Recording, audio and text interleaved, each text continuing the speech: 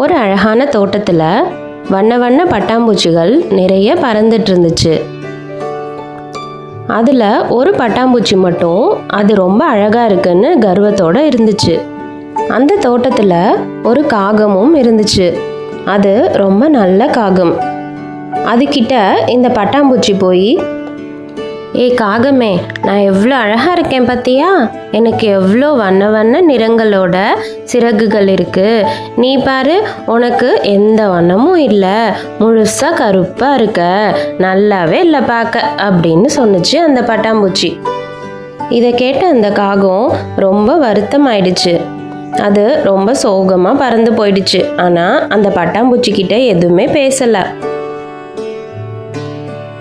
ஒரு நாள் திடீர்னு பயங்கர இடி மின்னலோட நல்ல மழை பெஞ்சுது. அந்த தோட்டம் முழுவதும் அந்த மழை தண்ணி ஆறு மாதிரி ஓடிட்டு இருந்துச்சு. அந்த மழையில் அந்த பட்டாம்பூச்சி முழுசாக நனைஞ்சிருச்சு. அதோட சிறகுகள் எல்லாம் மழையில் நனைஞ்சு ரொம்ப ஈரமாக இருந்தனால அதால் பறக்கவே முடியல. இதை பார்த்த அந்த காகம் அந்த பட்டாம்பூச்சிக்கு உதவி செய்யணும்னு நினச்சிது. உடனே பறந்து போய் அந்த பட்டாம்பூச்சியை தன்னோட ரெக்கைகளால் அணைச்சு அந்த மழையிலிருந்து காப்பாத்துச்சு. மழை நிற்கிற வரைக்கும் அந்த பட்டாம்பூச்சியை தன்னோட ரெக்கைகளுக்குள்ளேயே பாதுகாப்பாக வச்சிருந்தது. அப்புறம் ஒரு வழியாக மழை நின்றுச்சு. அந்த பட்டாம்பூச்சி ரொம்ப சந்தோஷப்பட்டு அந்த காக்கைக்கு நன்றி சொன்னுச்சு. ஏ காக்கையே, நான் உன்னைய எவ்வளவோ அவமானப்படுத்தினேன், ஆனால் அதெல்லாம் நீ பெருசாக நினைக்காம என்னைய ஆபத்துலேருந்து காப்பாற்றி உதவி பண்ண, ரொம்ப நன்றி.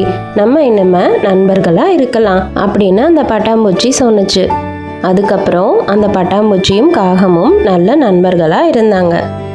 இதே மாதிரி நாமும் நமக்கு முன்னாடி யாராவது ஆபத்தில் இருந்தாங்கன்னா அவங்களுக்கு கண்டிப்பாக போய் உதவி செய்யணும். அவங்க நம்மளை அவமானப்படுத்தி இருந்தாங்களா இல்லை நமக்கு உதவி பண்ணாங்களா அதெல்லாம் பார்க்கக்கூடாது. ஆபத்தில் இருக்கும்போது யாராக இருந்தாலும் உதவி பண்ணணும். இந்த கதை உங்களுக்கு பிடிச்சிருந்தா இந்த கிட்ஸ் ஸ்டோரி கார்டன் சேனலை லைக் பண்ணுங்கள், ஷேர் பண்ணுங்கள், சப்ஸ்கிரைப் பண்ணுங்கள். நன்றி, வணக்கம்.